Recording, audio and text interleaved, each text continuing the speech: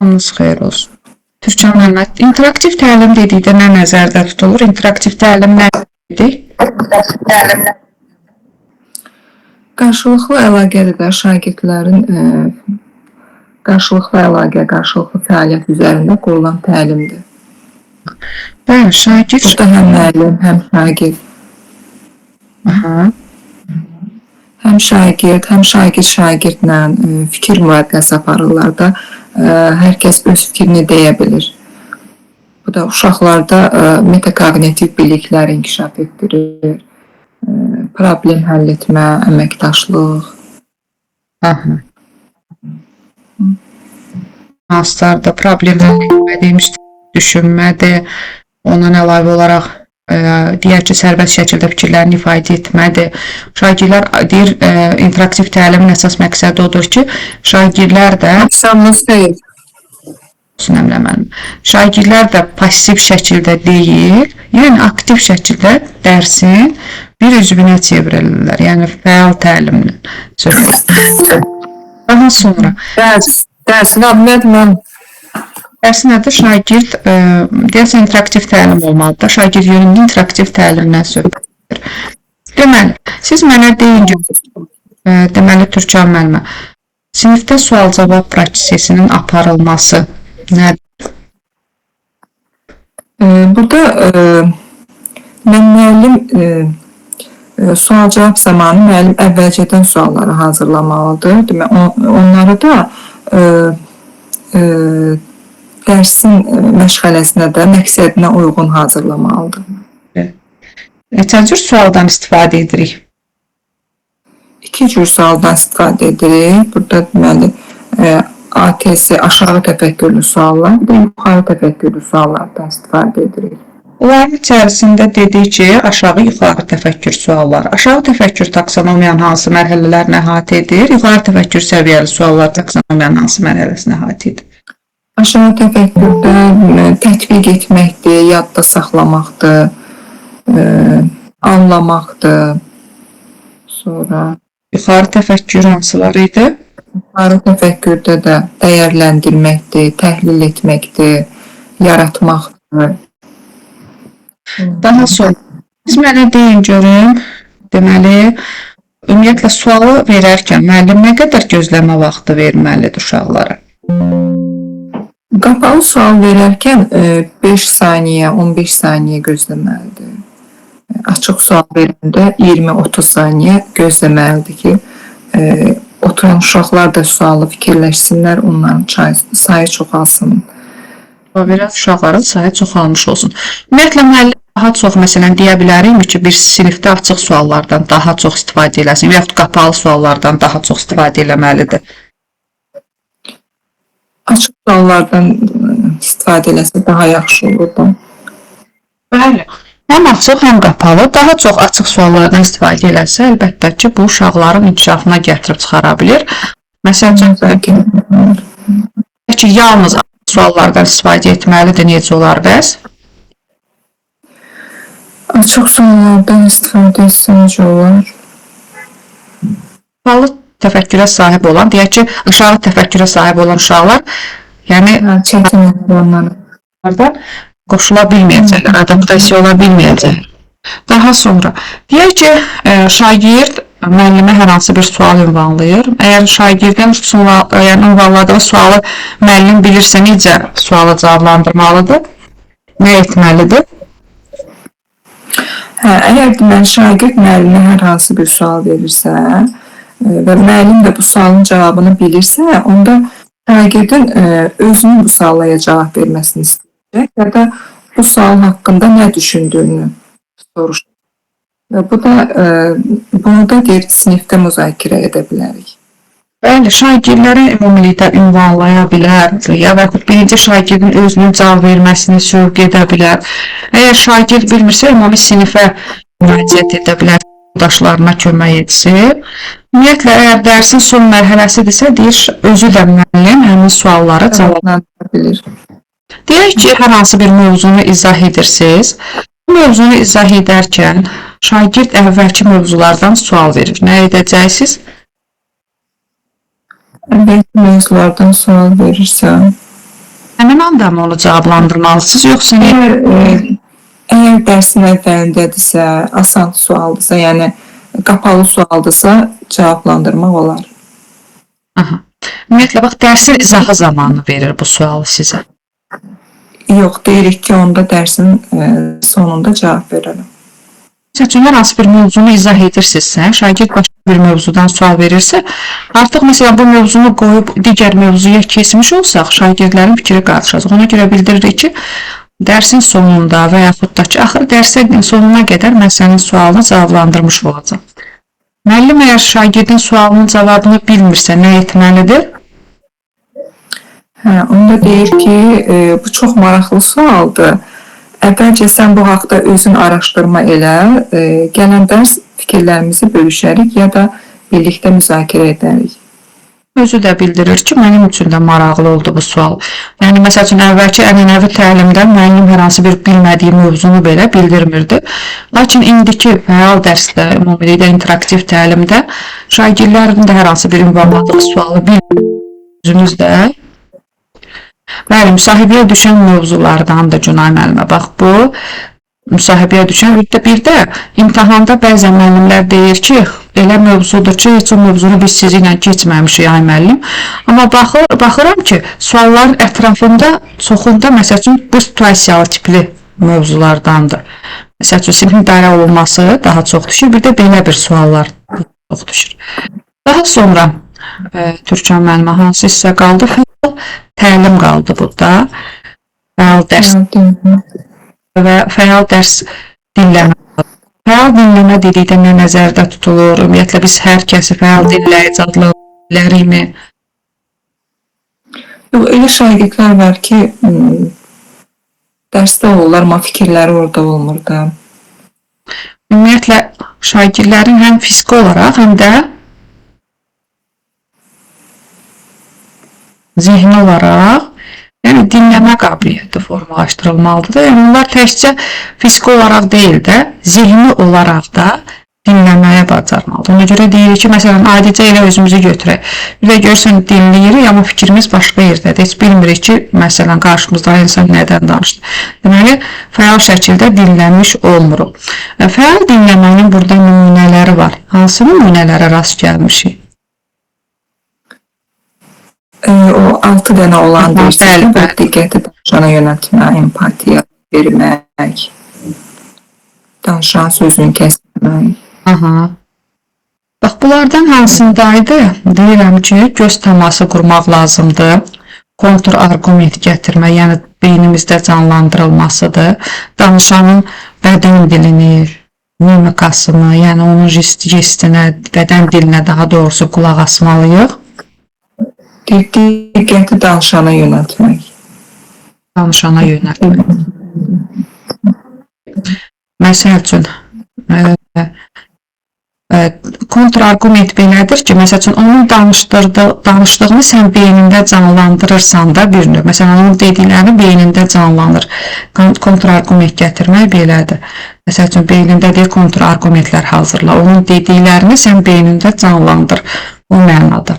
Daha sonra deyil, əmin olmaq lazımdır ki, qarşı tərəf sənin, məsəl üçün, danışdıqlarını, məsələn, hərdən deyil, bəlidir, xeyirdir, məsəl üçün, bədən dili ilə cavab ver ona. Bu hansındaydı? Dinlədiyini nümayiş etdirmək. Bu hansı hissədəydi? Məsəl üçün, siz düz deyirsiniz, bunu mu demək istəyirdiniz, bunu nəzərdə tuturdunuz? Oraya rəy bildirmək. Bunu soruşum sonuncu olaraq. Bu nə idi ki, deyirdik ki, məsəl üçün, özü onun yerinə qoymaqdır ki, bu, məsələn, hər hansı bir təəccüblü bir şey danışıbsa təəccüblən, və yaxud sevincli bir şey danışıbsa, məsələn, sonunda deyim ki, mən sənin adına sevindim və yaxud sənin adına kədərləndim. Bəli, bu da empatiyanın nümayiş etdirilməsidir. Elə çox sağ olun, Türkan müəllimə. Bayaq gördüm ki, siz digər dərslərdə biraz sizə sual cavab elədim. Birinci ki, siz onlarla olmuşdunuz. Müəllimə, buyurun, siz də sağ olun.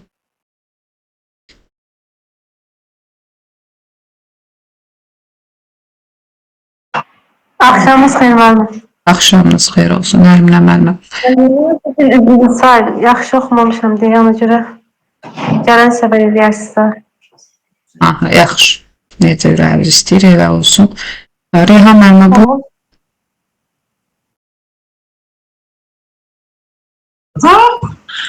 Axşamınız xeyir müəllimə.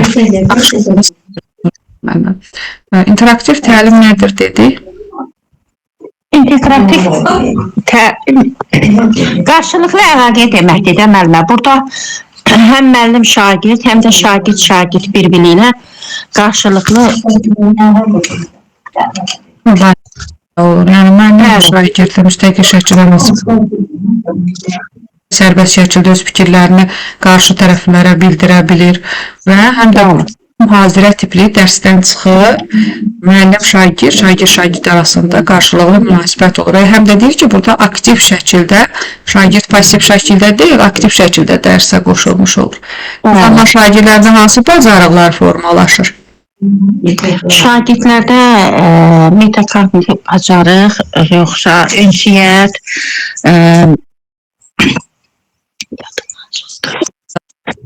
birinci əksər bacarıqları, bəli.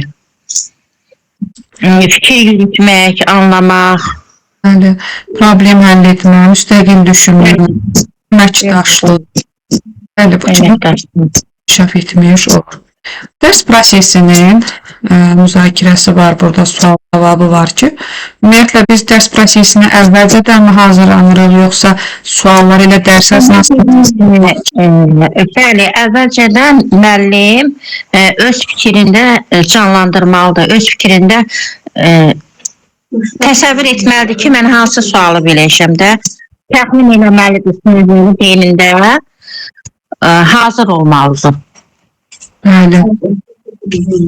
Mənə deyin görün, neçə cür sual cavab verə bilərik biz?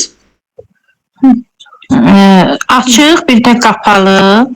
Qapalı sual deməli yaddaşa əsaslanır da. Burada konkret cavab var. Qapalıda konkret cavab verirsən. Məsələn, paytaxtımız Bakıdır. Burada konkret cavabdır.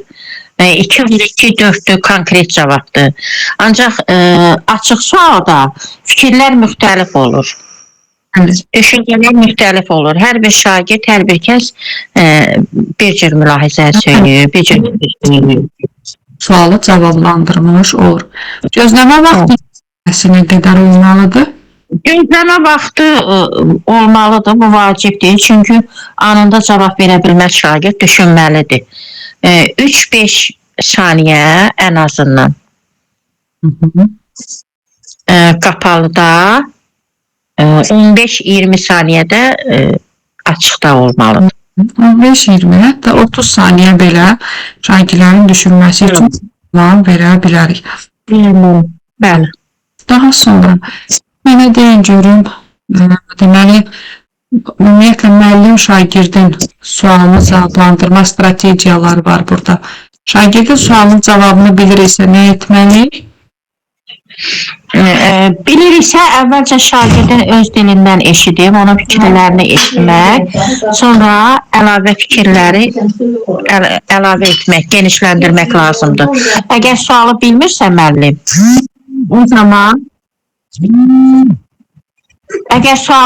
müəllim, o zaman bilmirəm demək olmaz və yaxud da ki, şagirdin bildiyi ilə qənaətlənmək olmaz da. Onda şagird deyər ki, səhv dedim, müəllim də bilmədi. Belə etmək olar ki, desin ki, mənə də maraqlıdır, sən də fikirlərini fikirləş, bir yerdə sabah müzakirə eləyərik, bir yerdə araşdırarıq. Cavabı bilmiriksə, gələn dərs, yəni bunun haqqında sən araşdırma apar. Növbəti dərsə qədər o cavabı öyrənib şagirdə çatdırmalı. Sonra, lakin cavabı biliriksə, şagirdə yönəldə bilərik, sinifə yönəldə bilərik. Dərsin sonudursa, məsələn, özümüz belə həmin sualın cavabını deyə bilərik. Deyək ki, Reyhan müəllim, hansı bir mövzunu izah edirsiniz, şagirdlərimizdən biri sizə, məsəl üçün, əvvəlki mövzulardan sual verir. Nə edəcəksiniz? əvvəlki mövzudan onda ona deyirəm ki, siz bu haqda nə düşünürsünüz? Əvvəl onun fikrini alıram. Sonra onun fikrində çatmayanları əlavə edirəm. Yox, deyirəm ki, izah edirsiniz. Bax, yeni mövzu izah. Şagird isə əvvəlki mövzulardan sizə sual verir. Onu bilmədim mənim. Yəni, bu zaman, məsələn, əgər mən bu mövzunu qoyub, baxın, hal-hazırda biz sizinlə fəal dinləmə dərsini və yaxud da ki, deyək ki, interaktiv təlimi sual-cavab edirik. Bax, müəllimlərdən biri açıb mikrofonu digər mövzudan sual versə, məsələn, bu mövzu qalır kənarda. Ona görə də olmaz.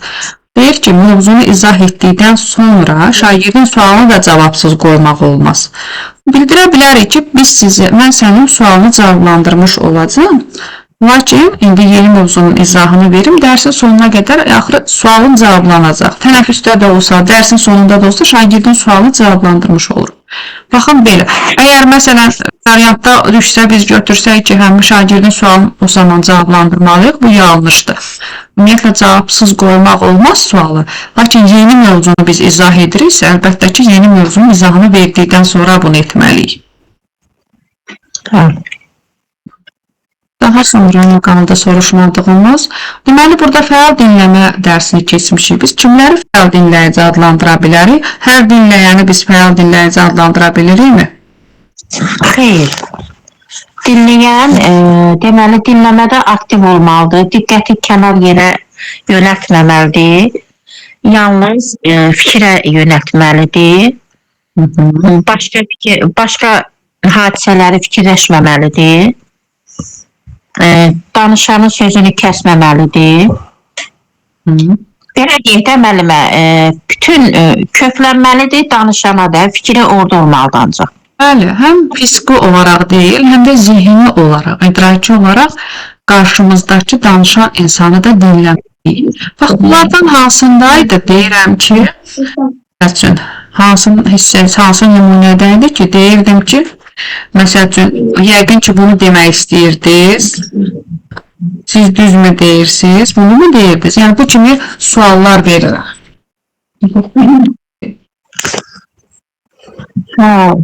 Qoy mənim yadıma salım onu. Demək.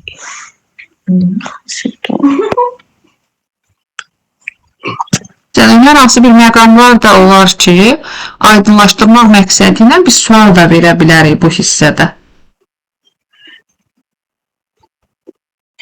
Məsələn, sonunda fikirlərimizi ümumiləşdirə də bilərik. Mən oxumuşdum, ancaq çox oxumamışam deyə unutdum oranı. Ancaq oxumuşdum oranı. Bölməsindədir. Neçə dəqiqə gözləyin, zəhmət olmazsa. Deməli, müəllimlər üzrlü hesab edir. Reyhan müəllimə, daha sonra hansındaydı ki, deyildi ki, danışanla göz təması qurmaq lazımdır, beyində kontrargument canlandırılmasıdır və yaxud da ki, danışanın bədən dilinə diqqət edilməsidir, qulaq asılmasıdır. Fəal dinləmə idi də bu müəllimə. Fəal dinləmə yoxsa, bax deyirəm, beynində kontrargument, yəni canlandırmaq, hazırlamaq və yaxud da ki, göz təması qurmaq. Danışanla göz təması qururuq. Danışana qulaq asmaqdır da. Diqqətlə dinlədiyimizi nümayiş etdiririk ki, biz səni dinləyirik. Məsəl üçün, mən səni dinləyirəm. Daha sonra deyir ki, danışanın məsələn, hansı hissədəydi ki, burada deyirdi ki, sözünü kəsmə, sonracan dinlə. Nəsə deyirsənsə, sonradan, məsəl üçün, sözünü bitirdikdən sonra de.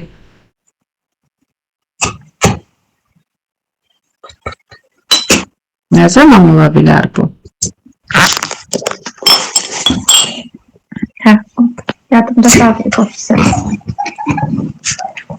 Belə, bu da ki, deməli, nə idi? Cavablandırarkən, məsəl üçün, onu danışanın sona qədər dinlənilməsindən söhbət gedir. Yəni, danışanı dinləyirik sona qədər, sonra öz fikrimizi... Bu hissəyə qaydacam müəllimə, inşallah. Necə? Qaydacam bu hissəyə. Elə çətin mövzu oldu, sadəcə mən biraz imkansızlıq oldu, yaxşı baxa bilməmişəm. Mövzu çətin deyil. Təkrarda qaydacaq. Mən qayıdacağam. Siz müəllimə, sizi demədim, yox. Özüm qalsın. Baxarsınız belə. Sağ olun Tamam. Rəhmət. Amaya Sağ olun. olmasın.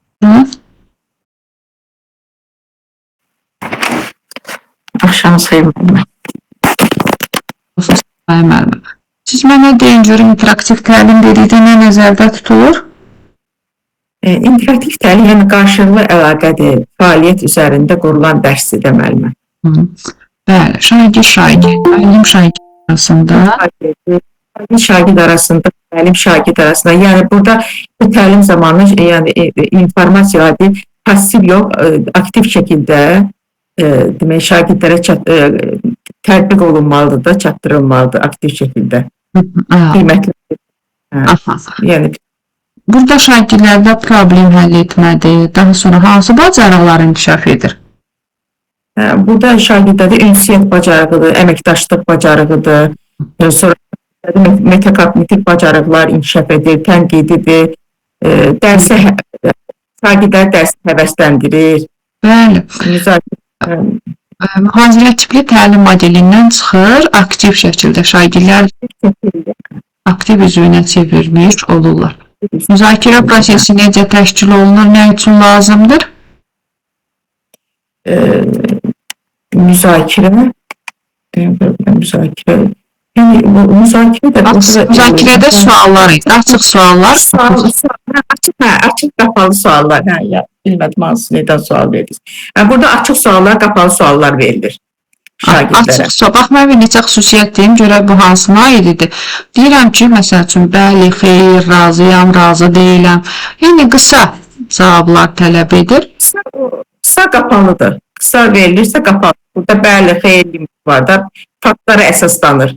Yəni, burada da 3-5 saniyə çəkir. Yəni, qapalı formada konkret cavab verilir də. Bəli, xeyr. Aha, bəli. Bəs digəri açıq sualın... Açıq sualda sən elə bir fikirlər bildirilməlidir. Burada mövzu açıq sualda elə bir sual açıq verilir də burada. Yəni ki, nə üçün, necə suallarına cavab verilir də burada. Nə haqda danışırsan, suallara cavab verilir. Və fikirlər bildirilməlidir. Və sualların verilməsi istifadə. Burada da geniş spektrli suallardan istifadə olunur. 20-30 dəqiqə elə bil ki, gözlənilməlidir burada da. 20-30 saniyə gözləmək. Səmaya müəllimə, siz mənə deyin görüm. Da biz dedik ki, şagirdlərə sual verərkən ümumiyyətlə açıq suallardan daha çox istifadə etməliyik bir dərs müddətində, yoxsa qapalı suallar? Ən çox açıq suallardan istifadə etmək lazımdır. Bəli, daha çox açıq. Ümumiyyətlə həm qapalı, həm açıq sual verməli. Çünki ola bilər ki, sual verəndə də bəzən qapalı sualla deyir, axırda sonda bunu qapalı sualla, axırda sonda qapalı sual verilir. Açıq suallar çox verdikcə sonda qapalı sual verilməlidir. Ümumiyyətlə dərsdə həm açıq, həm qapalı suallardan istifadə edirik ki, şagirdlərin təfəkkürü müxtəlifdir. Yəni, hər bir şagird dərsdə iştirak edə bilsin. Daha sonra müəllim şagirdlərə deyək ki, şagirdin vermiş olduğu sualları necə cavablandıra bilər, əgər sualın cavabını bilirsə? Bilirsə, şagirdə yönəldə bilərik də, bunun adı neydir? Biliriksə, yəni ki, bu cavabın şagirdə yönəldə bilərik də, yəni şagirdi başa yəni şagird özünün verməsini istəyə bilərik ki, biz deyək sualın cavabı nə idi? Əgər bilmirsə, bu zaman məsələn və yaxud da özümüz deyə bilərik. Çətindirsə, bilmirsə, biz özümüz məsəl üçün bunun sonunda deyə bilərik. Amma şagirdi gözləməliyik, birinci şagirdi gözləməliyik cavabı. Digər şagirdlərə də, yoldaşlara da yönəldə bilərik. Digər şagirdlərə də bəli yönəltməliyik. Deyək ki, hansı bir mövzu, yeni bir mövzu izah edirsiniz, şagirdlərdən biri isə gəlir sizə digər mövzu haqqında sual verir. Nə edəcəksiniz? Deyəcəksən ki, mən sənin sualını yəni ki, anında cavab verməsi gəlir. Yəni, mən sənin sualını cavablandıracağım, amma qoy tezə mövzunu başa salın, mövzunu başa salınsa sualını cavablandıracağım. Yəni ki, anında cavab verməsi gəlir. Yəni, çünki tezə mövzu var, onu tezə mövzunu başa salmalısan. Mövzunu başa salandan şagird deyirsən, sonra sən mən sənin sualını cavablandıracağam. Bəli, bəli. İlk öncə yeni mövzunun izahı, daha sonra isə lakin şagirdin də sualına cavabsız qoymaq olmaz. Və Səmaya müəllimə, mənə deyin görüm, əgər müəllim şagirdin sualının cavabını bilmirsə, nə edəcək? Onda demək lazımdır ki, şagirdə mənim üçün də sənin bu sualın əgər bilmirsəmsə maraqlıdır da. Yəni mənim üçün də maraqlıdır. Yəni ki, sən get bu sualı əvvəl gedib evdə yaxşı araşdır, cavabını tapaq, sonra gəlib bir yerdə cavabını tap, sonra gəl bir yerdə. Yəni ki, sən özün araşdır deyəsən də şagirdə. Gəlib bir yerə tezdən bu sualı cavabım yenə də müzakirə edərik bir yerdə. Mən də araşdırıb, bir yerdə mənim üçün də maraqlı oldu. Məsələn, ənənəvi təlimə baxsaydıq əvvəl, dünyada müəllim boynuna alardı ki, mən nə isə bilmirəm, əlbəttə ki, yox. Dilində isə deyir ki, müəllim də özü, məsəl üçün, hansı bir nüansı bilmirsə, deməlidir ki, mən də bunu bilmirəm. Yəni, mənim üçün də maraqlı oldu. Fəal təlim nə idi bəs? Fəal dinləmə dərsi, ümumiyyətlə, biz hər dinləyəni fəal dinləyici adlandıra bilirikmi? Yəni aktiv olmalıdır burada. Yəni fəal dinləyici aktiv olmalıdır. Burada danışanın sözün kesməməliyik fəal dinləmədə. Yəni danışanın sözünü kesməməliyik də burada. Yəni hər danışan fəal dinləyici olmur da. Yəni, əgər fəal dinləyici isə, bu zaman həm fiziki olaraq, fiziki olmaqla bərabər, həm də zehni olaraq, idraki olaraq da köklənməliyik həmin danışan insana. Bu zamanda deyilmək danışana yönəlt. Bu zamanda deyil, diqqəti danışana yönəltməliyik. Dinlədiyini nümayiş etdir, rəy ver. Rəy bildirmə, rəy ver, diqqətini danışana yönəlt. Sonra nə demirlər? Söz təması qurma, yox, nə deyildi? Danışanla söz təması qurmaq. Yəni, cavab verərkən, yəni düzgün şəkildə cavab ver, empatiya nümayiş etdir. Bax, bunlardan hansındaydı ki, deyildi ki, əmin olmaq lazımdır ki, qarşı tərəf dinlədiyini, yəni bədən dilini anlayır. Yəni, hərdən bir bəlidən, xeyirdən deyinə, bunun başını belə yelinə, deyən ki, hə də, eşidirəm, başa düşürəm demək, nə demək istədiyini. Mənim o, danışana qulaq asmaq. Danışanı dinləmək. Nümayiş etdiririk. Məsələn, hansındaydı ki, deyirik, periodik olaraq danışanın dediklərini ümumiləşdirmək lazımdır. Məsələn, bunu demək istəyirdim. Düzmü anladım sən, ümumiləşdirərək belə bir cavab verirsin. Bu, sona qədər dinləmədir, müəllimə. Rəydir. Rəydir, hə, rəydir. Sona qədər dinlə, nəsə də demək istəyirsənsə, qoyu danışsın, bitirsin. Bu, sona qədər dinləmədir, hə. Bəli, burada danışanın sözünün kəsilməməsindən söhbət gedir. Bəs özünü onun yerinə qoy. Məsələn, sevinclər hansısa bir danışır, hansı bir hadisə danışırsa sevin və yaxud kədərli hadisədirsə, məsələn, kədərlən. Bilmədim, o hansı bilmədim. Empatiya, burada empatiya. Özümüzü birazdan sizə keçəndə empatiya mövzuları, yəni empatiya olan mövzuları keçəcəyik, daha yaxşı anlayacaqsınız. Yəni, özümüzü onun yerinə qoymalıyız. Elə, çox sağ olun Səmaya müəllimə. Səmaya müəllimə, buyurun. Axşamınız xeyir olsun, necəsiniz? Çox sağ olun, siz necə? Sağ olun, yaxşı olasınız. Səmaya müəllimə, deyil. İnteraktiv təlim qarşılıqlı təlimdir də, yəni müəllim, şagird və şagird arasında qarşılıqlı öyrənmə deməkdir. Yəni burada şagird deyil, pasiv şəkildə informasiyanı qəbul edən deyil, aktiv şəkildə qəbul edir də, belə deyil. Burada şagird özdə sərbəst fikir mübadiləsi aparır. Hansı bacarıqlar qurmağa? Özü ümumiləşdirə bilir müəllimə, özünü qiymətləndirə bilir. Şagirdin burada metakognitiv bacarığı idi. Sonra elmi cəsir bacarığı dedi, sonra ünsiyyət, əməkdaşlıq bacarığı inkişaf eləmiş olur. Daha sonra sinifdə müzakirə prosesinin təşkil olunmasında, yəni sual, cavab, açıq sual, qapalı sual, bunlar nə idi? Bəli, bunlar elə bir hər dərsdə ediləcək bir prosesdir də, yəni müəllim bunu hər dərsdə edə bilər, bir idraki bir prosesdir. Həm açıq sual var, həm qapalı sual var. Qapalı sualda bəli, xeyr bitir, amma açıqda isə nəsə izah olunur da, yəni geniş olur. Şagirdin burada tənqidi təfəkkürdə inkişaf edir. Şagirdə cavab dəyişir, aha.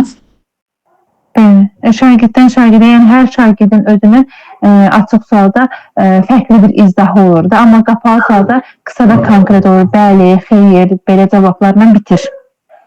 Ümumiyyətlə, biz gözləmə vaxtı nə qədər verməliyik? Ümumiyyətlə, hər sualda uşağa gözləmə vaxtı vermək lazımdır ki, məsələn, uşaq özünü orada fikrini izah edə bilsin. 3-5 saniyə uşağa gözləmə vaxtı verə bilərik. Mən kitub sataqdır. Əgər açıq sualdırsa, açıq sualdırsa, onda hansı bir dəqiqə belə vaxt vermək lazımdır. Düşünürəm mən. Aha, yox, 20-30 saniyə gözləyə bilərik uzağı. 15-20 saniyə arasında, 20-30 saniyə arasında vaxt vermək olar. Daha sonra müəllim şagirdin sualını cavablandıra bilir, ümumiyyətlə, hər hansı bir sual verir, cavablandırar, nə etməlidir? Əgər cavabı bilirsə.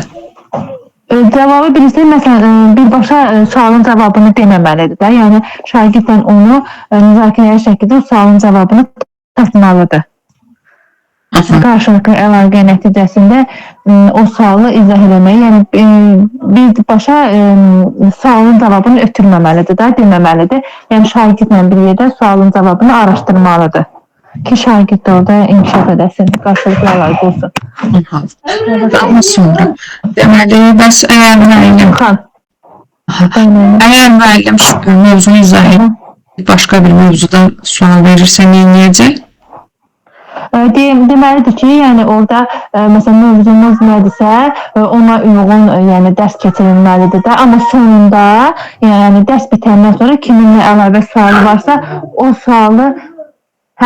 sualı yəni cavablandırmalıdır da, yəni dərs izahı bitəndən sonra əlavə sualları uşaqlar verə bilər. Amma dərs müddətində olmaz. Dərs müddətində də sual ünvanlaya bilərik. Sadəcə olaraq yeni mövzunu izah edirik. Yeni mövzunun izahı bitdikdən sonra suala əlavə suallarını verə bilərlər. Amma sonra Uşaqlar deyirəm, əgər müəllim narahat olmur. Əgər müəllim sualın cavabını bilmirsə, müəllim sualın cavabını bilmirsə, gələn dərsə saxlayacaq da, deyəcək ki, mənə də bu sual maraqlı gəldi, uşaqlar, yəni daha da geniş bunu axtaraq, araşdıraq, gələn dərs daha geniş izahını verə bilərəm. Məsələn, siz də araşdırın, mən də araşdırın, fikir mübadiləsi aparaq. Daha sonra fəal dərs qaldı, fəal dinləmə. Fəal dinləmə, ümumiyyətlə biz hamını fəal dinləyici adlandıra bilirikmi? Xeyr, müəllimə, hamını fəal dinləyici adlandıra bilmərik.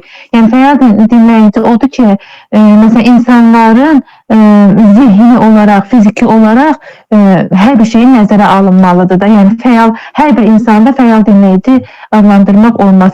Yəni, orada fikir yayınmamalıdır. Yəni, fikirli tam odaqlanmalıdır da, tüflər demişkən. Odaqlamalıdır, yəni orada fikir yayındırıcı başqa bir şey olmamalıdır. Orada həm onun fiziki, həm zihni cəhətdən o hər bir prosesdə nəzərdə tutulmalıdır. Belə bir hallar olsa da o fikir verməməlidir. Buna aid nümunələr hansılar idi? O hansı 5-6 dənə idi deyəsən. Rəy verməkdir, rəy bildirməkdir. Məsələn, sonra qarşısındakı insanları diqqətlə dinləməkdir, qarşısındakı insana hörmət nümayiş elətdirməkdir, rəy bildirmək idi və qarşısındakı insanın sözünü kəsməmək və onlara sual verməkdir, yəni münasibət bildirməkdir.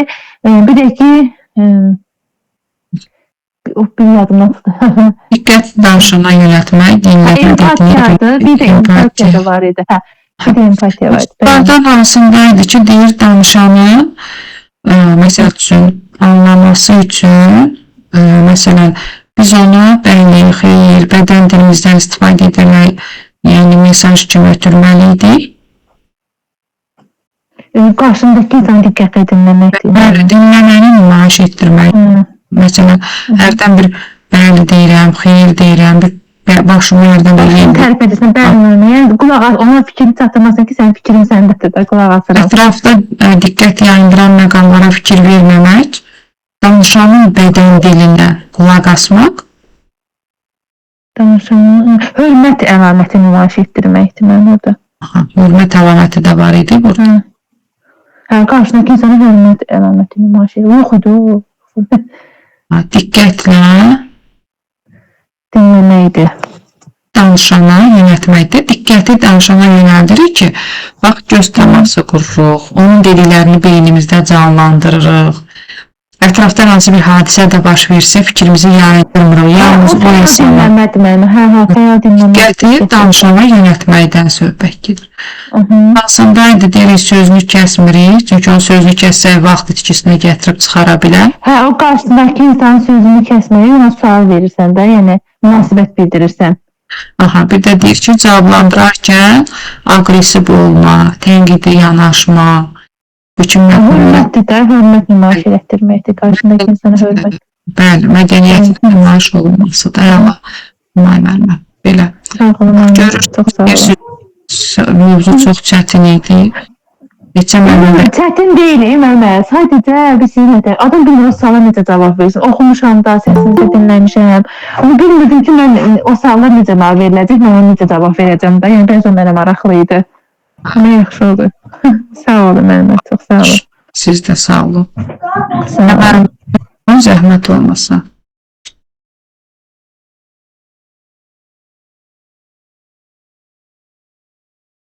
Əminə mənlə buyurun, zəhmət olmasın. Ben ötende sormamışam ama yine cevap verim de bildiğimden. Kulak astım daha doğrusu indi. İnteraktif təlim, Aha, interaktiv təlim. müəllim şagird, şagirdlə bir-birisi ilə əlaqə saxlamalıdır, bir-birisi ilə müzakirə eləməlidir, nə isə öyrənməlidir. Belə. Aha, burada əsasən hansı bacarıqlar inkişaf edir? Burada taksonomiya mənim olsun. Problem həll etmədir, bax fikir bölüşmə. Problem həll etmə, Dəqiq müstəqil düşünmə. Yəni şagird nə isə müzakirə edir. Bəli, ünsiyyətdir. Müstəqil fikirlər çevir. 21-ci Müəllim də şagirdlə. Şagird yanımda olmalıdır, obşim. Siz mənə deyin görüm, burada biz açıq və qapalı suallar keçmişdik. Bax, hansının xüsusiyyəti idi ki, deyirik ki, qısa, məsəl üçün, cavablar tələb edir, bəli, xeyr, razıyam, razı deyiləm.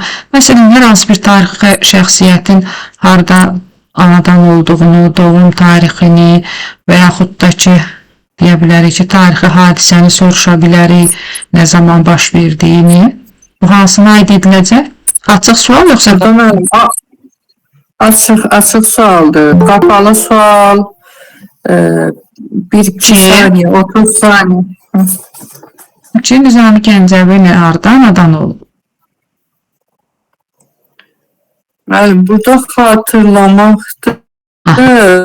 Amma hansı Sualdır, bax, deyirəm ki, açıq sual. Didi baxın, mən bilmədim. Didimi. sual deyil axı, əminəm mən o cavabı almaq istəyirəm də, ona görə verirəm ikinci dəfə. Bax, deyirəm ki, məsəl üçün, Qapalı sualdır mı deyil? Bəli, qapalı sualdır da. Məsələn, hansı bir tarixi şəxsiyyətin harda anadan olduğunu soruşuram. Məsələn, deyirəm ki, Səttar Bəhlulzadə kim olub? Və yaxud Fikirləşirik. və yaxud Rus Gəncərli kim olub, harda doğulub? Bu qapalı sualdır da. Şagird bilirsə deyəcək, bilmirsə nə bilsin, necə cavablandıracaq mənə deyə bilməyəcək. Lakin açıq suallar, bilirsiniz, hərənin özü tələb edir. dal biliyimizlə də əlaqədar olur. Yəni, hərə özünə aid cavablar verə bilər. Məsələn, qapalı sual verəndə deyir ki, müəllim olsun, şagird olsun, fərq etmir. Qapalı sual olanda qarşı tərəf həmin verilən sualı idarə edə bilir. Yəni, nə cavab alacaq, onu bilir ki, məsələn, hansı cavab veriləcək. Məsələn, Nizami Gəncəvi hardan adam olub? Gəncədə, nə bilim, neçənci ildə? 1141-ci ildə məsələn deyirəm. Bax, bunları müəllim bilir. Bunları bilmiş olur. Əvvəlcədən öyrənir. Buna görə Əvvəlcədən öyrənir uşaqlar, yəni şagird, sonra yoxsa müəllim öyrənir açıq sualı. Buna görə deyilir ki, müəllim bunu idarə edə bilir. Açıq sual isə geniş məzmun olduğu üçün müəllim idarə edə bilmir də. Yəni, hərənin öz təfəkkürünə uyğun sualları cavablandıra bilər. Daha sonra gözləmə vaxtını nə qədər verməliyik? Qapalı suala bir 30 saniyədən gelir, 1-3 saniyə, bir də 30 saniyə kimi, yəni düşünə bilər şagird. Bəli, biz məsəl üçün 3, 5, 17 gözləyə bilərik. Ümumiyyətlə, geniş spektrli bir sualdırsa, daha dərindən düşünməni tələb edirsə, əlbəttə 2-20-30 saniyə belə gözləmək olar. Gözləmə vaxtı atdıqca sualı cavab verən şagirdlərin sayı da daha da çoxalmış olacaq. Müəllim şagirdin ünvanladığı sualın cavabını bilirsə, nə edəcək? Cavabını bilirsə, şagird burada nəyi soruşur? Qapalı. Yox. Açıq qapalı sualı. Yoxsa yox. Fikir şagirdlərdən biri sizə sual verir. Sualın cavabını bilirsiniz. Məsəl üçün, həmin an deyəcəksiniz, yoxsa istəyəcəksiniz ki, həmin görün bu şagird heç öz o sualın cavabını bilir, bilmir. Yəni, onu istəyəcək. Yox, orada müəllim gözləyir ki, görüm kim daha yaxşı cavab verir, kim daha yaxşı ətraflı cavab verirsə, onu qiymətləndirməlidir. Müəllim gözləməlidir ki, birinci şagirdin özünü ünvanlamalıdır verdiyi sual. Daha sonra isə digər şagirdlərə sual ünvanlaya bilər. Ümumiyyətlə deyir, dərsi sondusa özü də cavablandıra bilər. Bəs yeni mövzunu izah edirsiniz, şagirdlərdən birisi gəlir, digər mövzu ilə əlaqədar sual verirsə, nə edəcəksiniz? Digər şagirdlər sual verirsə, Bax, yeni mövzu izah edirsiniz. Şagirdlərdən biri də sizə əvvəl keçmiş olduğunuz mövzulardan sual verir. Bax, yeni mövzunu qoyub kənara başlayıb o mövzudan danışacaqsınız, yoxsa necə edəcəksiniz? yeni mövzudan şagirdi yeni mövzuya yönləndirmək lazımdır mənim. Yeni mövzunu birinci, ilk öncə yeni mövzunu izah edirik. Yeni mövzunu izahı bitdikdən sonra isə digər vermiş olduğu sualı cavablandırmaq olur. Daha sonra müəllim şagirdin sualının cavabını bilmirsə, nə edəcək? Müəllim bilmirsə, deyir ki, gedin öyrənin. Mənim üçün də maraqlı oldu. Gedin öyrənin, gələn dəfə bu mövzunu müzakirə edərik. Yəni, Siz də maraqlanacağım, siz də maraqlanın. Gələn dərsin fikir mübadiləsi aparar. Fəal dinləmə nə idi bəs? fəal dinləmə budur ki, müəllim danışırsa, şagird də onu diqqətlə qulaq asır. O müəllim verdiyi suallara yer və yer cavab verir də, yəni dəqiqliklə cavab verirsə, deməli bu şagird fəal dinləmədədir. Yəni fikri başqa yerdə deyil. Bəli, məsələn, elə olur ki, şagirdə həqiqətən də, məsələn, danışırıq, görürük ki, bizi dinləmir. Deyirəm ki, balay bana nə deyirdim, mən heç dünyadan xəbəri yoxdur, nə bilim, fikri hardadır. Deməli, biz hər dinləyəni fəal dinləyicidən adlandıra bilmirik. Daha sonra, siz mənə deyin görüm, Əminə müəllimə. Baxın, diqqəti danışana yönəltmək nə idi? Diqqəti danışana yönəltmək. Diqqəti. Fəal dinləmə yoxsa? Mövzuya baxarsınız, yəqin baxmamısınız o mövzuya. Baxmamışam, müəllim. Yox, çətin mövzu deyil, asandır, sadəcə oxuyarsınız. Belə, çox sağ olun Əminə müəllimə. Günay müəllimə, buyurun. Sağ ol. Sağ ol. Sağ olun müəllimə. Allah razı olsun. Deməli, siz mənə deyən interaktiv təlim nə idi dedik? Qarşılıqlı əlaqə və fəaliyyət üzərində qurulan təlim. Bəli, şagird arasında olan qarşılıqlı əlaqədən söhbət. Burada şagirdlərdə hansı bacarıqlar inkişaf edir?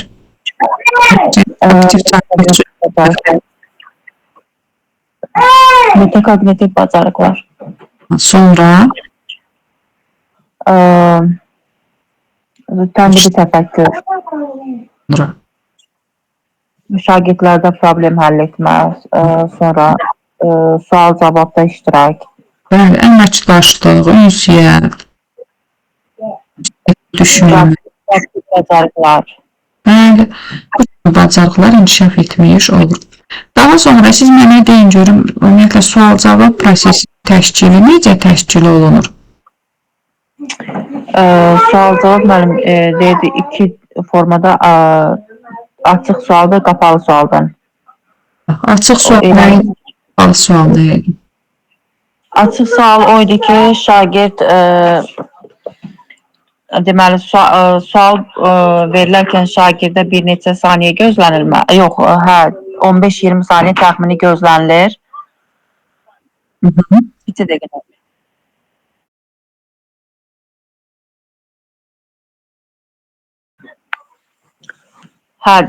Demək, qapalı sual verilərkən yəni konkret cavabı olan sualdır. Ancaq daha çox çalışmaq lazımdır ki, uşaqlara açıq suallardan daha çox istifadə olunsun. Amma hər ikisindən də istifadə oluna bilinir. Bəli, olmalıdır. Daha sonra gözləmə vaxtı nə qədər dediyi verilməlidir? 3-5 saniyə qapalı sualda, açıq sualda isə 15-20 saniyə. Bəzən deyək ki, 3-5 saniyə verilməsinə baxmayaraq, yəni hər dərsdə aktiv olan şagirdlər daha tez nəticə göstərir. Ancaq müəllim yenə deyir, digər şagirdlər də gözləməli, onlar da dərsdə iştirakını təmin etməlidir. Məsəl üçün, ola bilər ki, suala daha tez cavab verə bilən şagird ola bilər. Digər şagirdləri də gözləmək lazımdır. Ona görə gözləmə vaxtının uzatdıqca deyir, cavab verən şagirdlərin sayı da çoxalmış olur. Daha sonra müəllim şagirdlərin sualını cavablandırırkən necə olur? Yəni, hansı strategiyalardan istifadə edir? Hansı strategiyalardan? Sualı verək, cavabı özünə yönləndir. Deyir müəllim, əgər sualın cavabını bilir-bilmir, onu deyirsiniz müəllimə? Bəli, bəli. Deyir, əgər müəllim sualın cavabını bilirsə, yenə şagirdin özünə yönəltməlidir. Amma sualı konkret olaraq deməli deyil ki, yəni bu sualın cavabını sən bilirsənmi deyə yox. Başqa formada, yəni sualı şagirdin özünə yönəltməlidir. Və yaxud sinifə də yönəldə bilər ki, görsün, yəni sinif bilib-bilmədiyini belə deyək. Əgər müəllim də sualın cavabını bilmirsə, deyə bilər ki, mən də bu sualın cavabını bilmirəm, gələn dərs araşdırıb sizinlə birgə, yəni fikir mübadiləsi aparat. Bəli. Daha sonra, bəs əgər yeni mövzunu izah edirsiniz deyə şagird gəlir, məsələn, deyək ki, səbəbləri izah edirsiniz, şagirdlər Osmanlıdan soruşur, nə edəcəksiniz? Yeni dərsin izahını verdikdən sonra əgər vaxt qalarsa, şagirdin verdiyi sualı cavablandırılmalıdır ki, yəni yeni dərsin izahında edilməməlidir. İzahı bitdikdən sonra cavabla, ümumiyyətlə şagirdin sualını cavabsız qoymaq olmaz, cavablandıracaqsınız. Daha sonra fəal dinləmə nə idi? Fəal dinləyici adlandıra bilirdi. Xeyr, deyir, fəal dinləyən fikri, yəni danışanda olmalıdır. Bədən dili ilə ona yəni reaksiya verməlidir. Yəni bildirməlidir ki, ona qulaq asır, dinləyir, dinləmir. Jestlə, mimika ilə yəni qarşılıq verməlidir. Bəli. Və yaxud bəli, xeyr sözlərindən də istifadə edə bilir. Bəli, məsəl üçün dinlədiyimizi nümayiş etdirmək üçün bəli, xeyr, məsəl üçün öz hərdən bizi tərpədirik ki, bəli, eşidirik sizi. Daha sonra hansındaydı ki, bildik ki, məsələn, danışanın sözünü kəssək, bu vaxt itkisinə gətirib çıxara bilər. Yəni gözləmək lazım ki, o sözünü bitirsin, sonra biz. Elə danışanın sözünü kəsməməkdir müəllimə. Hansındaydı ki, deyirdik ki, məsələn, qarşımızdakı insanın yerini, özümüzü onun yerinə qoymaq. Bəli, empatiyanın nümayiş olunur. Sevinçli keçirirsə sevinmək, kədər keçirirsə kədərlənmək. Belə Günay müəllimə, sağ olun. Sağ olun müəllimə. Müəllimsiz, bir də Sənan müəllim qaldı. Əkbər müəllim, buyurun. Bəli, müəllim, axşamınız xeyir olsun. Olsun. Siz mənə deyin görüm, interaktiv təlim dedikdə nə nəzərdə tutulur?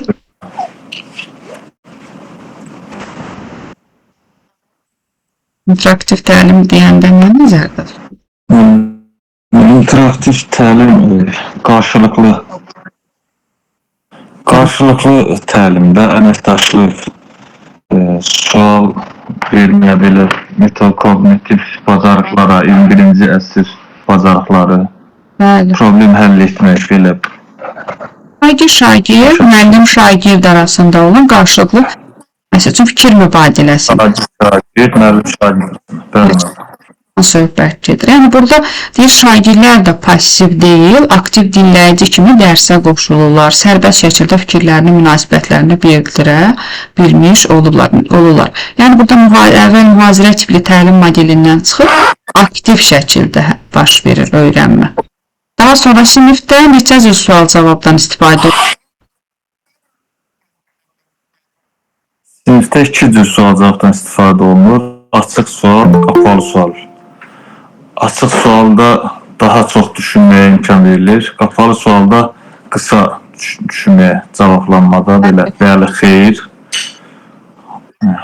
Açıq sualda amma daha çox müxtəlif cür suallar verilir. Düşünmə daha artıq orada çox verilir. Açıq sualda Yəni 3 mərhələsi 15-20 saniyə verilir. Aha. Danış. Bəli, müəllim.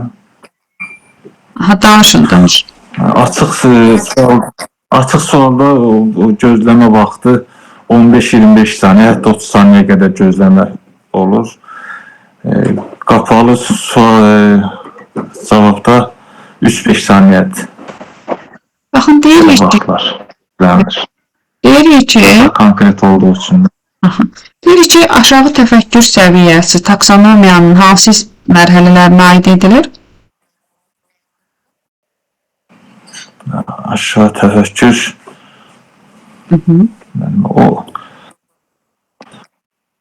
orada 3 cürdür, müəllim, o.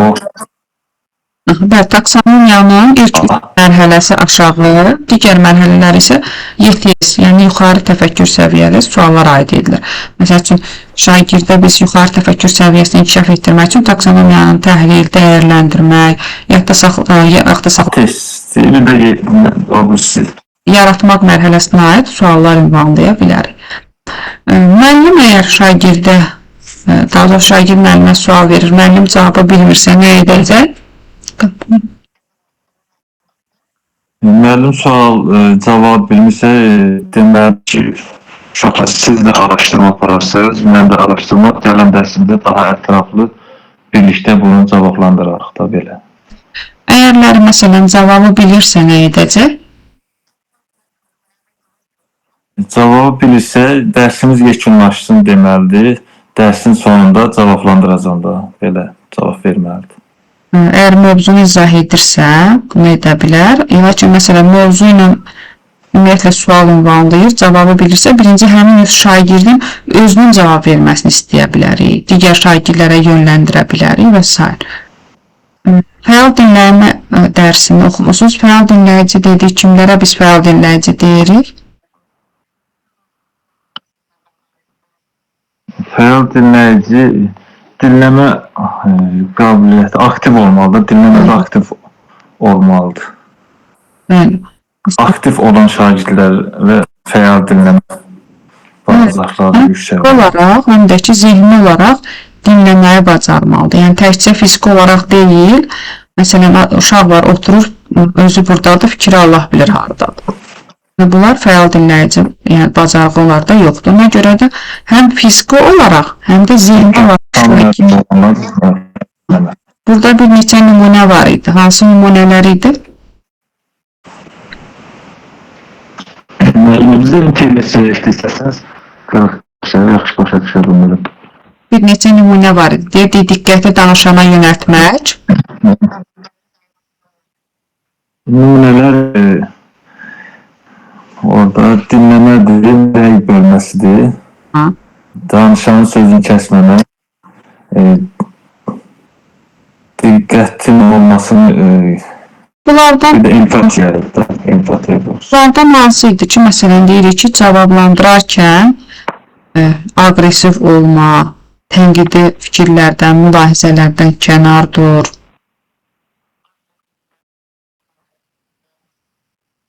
Bax, burada nə görürük?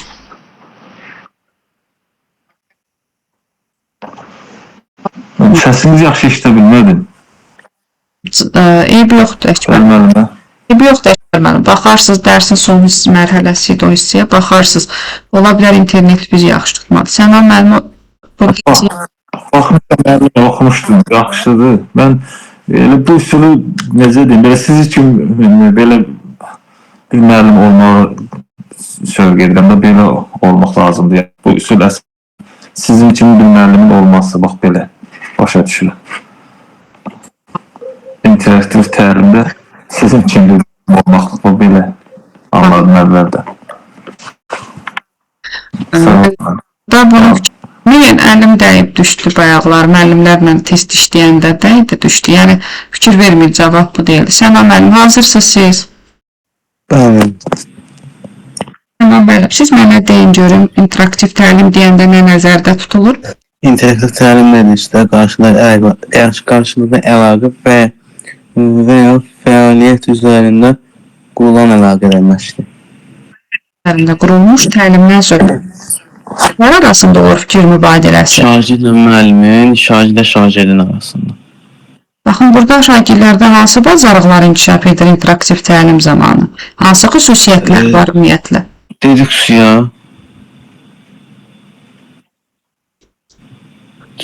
bir-birlərlə əlaqə.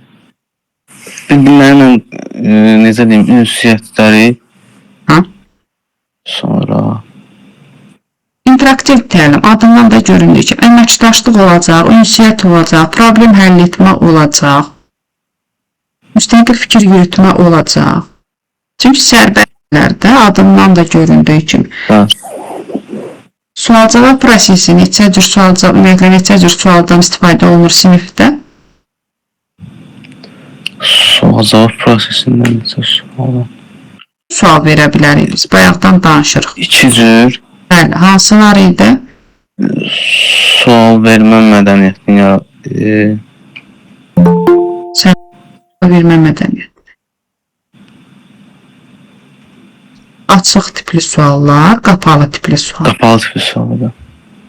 Hansındaydı deyirdik ki, razıyam, razı deyiləm, əminəm, əmin deyiləm və yaxud da ki, qısa cavablar tələb edirdi. Bəli, xeyr. Bu qapalı var sizcə, yoxsa açıq sualın cavabları ola bilər? Qapalı. Qapalı. Hansındaydı deyirdi ki, məsəl üçün, həm yuxarı təfəkkürə əsaslanır bu, həm də şagirddən şagirdə cavab dəyişə bilər.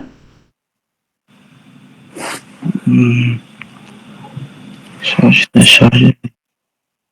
Hansına xüsusiyyətdir ki, şagirddən şagirdə cavab dəyişəcək? Açıqda. Yəni, açıqda. Məsələn, bax, şagirdə sual verirəm, deyirəm ki, hər hansı bir tarixi şəxsiyyətin, nə bilim, tarixi idmançının olsun, nə bilim, tarixdə rolu olan fərq etməz. Bu idmançı olsun, tarixi hər hansı bir şəxsiyyət olsun, nə bilim, bəlkə filoloq olsun, fərq etmir. Bax, deyirəm ki, bunun, məsəl üçün, xarakteri xüsusiyyətlərini dəyərləndir. Bax, burada hərənin fikri ayrı cürdür. Hər kəs həmin o tarixi şəxsiyyəti bir cür dəyərləndirmiş olacaq. Ona görə deyilir ki, yəni şagirddən şagirdə cavab dəyişir.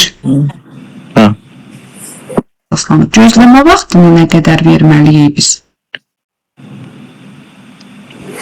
Gözləmə vaxtında qapalı sualda 1-3 saniyə idi deyəsən. 3-5 belə gözləyə bilərik. 3-5 saniyə, açıqda isə 10-15 saniyə idi. 20 saniyə arasında 30 saniyə belə deyir gözləmək olar. Ümumiyyətlə deyir sual-cavab prosesində şagirdlərin gözləmə vaxtının verilməsi daha səmərəlidir. Çünki cavab verən şagirdlərin sayı çoxalmış olacaq. Yəni digər şagirdlər də cavab verməyə çalışacaq. Daha sonra deməli müəllim şagirdin sualının cavabını bilmirsə nə edəcək? O gələn dərsi saxlayacaq. Həm şagirdlərin araşdırmasını istəyəcək, həm də özü araşdırıb sualın cavabını tapacaq. Əgər yeni mövzunu izah edirsinizsə, şagird sizə əvvəlki mövzulardan sual ünvanlayırsa nə edəcəksiniz? Dərs bitdikdən sonra əgər vaxt qalarsa onun verdiyi sualı izah edəcəm. Qaldı qalmadı. Şagirdin sualını cavabsız qoymaq olmaz. Lap tənəffüs əsnasında da olsun. Tənəffüs vaxtında da bəli.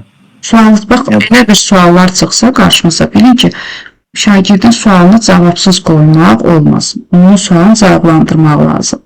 Dərs əsnasında yeni mövzudursa, əlbəttə ki, yox. Yeni mövzunun izahı bitdikdən sonra. Bəs müəllim şagirdin sualının cavabını bilirsə nə edəcək? Cavabını bilirsə, sualın cavabını izah edib onu necə deyim, ona başa salacaq da bir sözün. Cavabını bilirsə, şagirdin özünün birinci cavab verməyini sövq edəcək ki, bir özün, məsəl üçün, bir də görün bu sualın cavabı necə idi? Bir sənin dilindən eşidim görün bunu. Baxırıq ki, cavablandırır, cavabı bilir. Və yaxud çətinlik çəkirsə, digər yoldaşından ona kömək istəyə bilər ki, sən yoldaşına kömək elə bu sualda, digər uşaqlara, belə. Əgər dərsin son mərhələsidirsə deyil, müəllim özü də sualın cavabını vermiş ola bilər. Belə. Fəal dinləyici dərsini necə başa düşmürsünüz? Ümumiyyətlə, bütün dinləyənləri biz fəal dinləyici adlandıra bilərikmi? Bütün fəal dinləyici adlandırmaq. Şagird deyir, fikri özü buradadır, fikri nəqli vardadır. Yox, bunu adlandıra bilmək bunu. Ümumiyyətlə, şagirdlərdə, ümumiyyətlə, hər bir insanda diqqətli, yəni dinləmə bacarığı olmalıdır. Bir dinləyərkən deyir, rəy vermək bacarığı olmalıdır. Yəni, hərdən bir bəlidən, xeyirdən dinən, başını tərpər. Daha sonra sonuna qədər dinlə, qoy öz sözünü desin, qutarsın, sonra sən de. Yəni, sözünü kəsmə. Sözünü deyil, kəsəcəksənsə, söhbət uzanacaq. Daha sonra hər hansı bir cavab vermək istəyirsənsə deyir, cavab vermək mədəniyyəti olmalıdır da insanın. Məsəl üçün, hər hansısa bir çərçivədən kənara çıxmamalısan. Və sonda da deyir, empatiya nümayiş etdir, özünü onun yerinə qoy. Əgər hər hansı bir sevincli hadisədirsə, sevinç, kədərli hadisədirsə deyir, kədərlən. Belə fəal dinləmə asan dərsi, deyərdim elə ən asan dərs odur. Belə sənə mənim. Testi başlayın işləyim, əllər, o dediyim kimi buna fikir verməyin, əlim dəyib olub. Bayaqçı müəllimlərlə işləyəndə oldu da sonra poza bilmədim.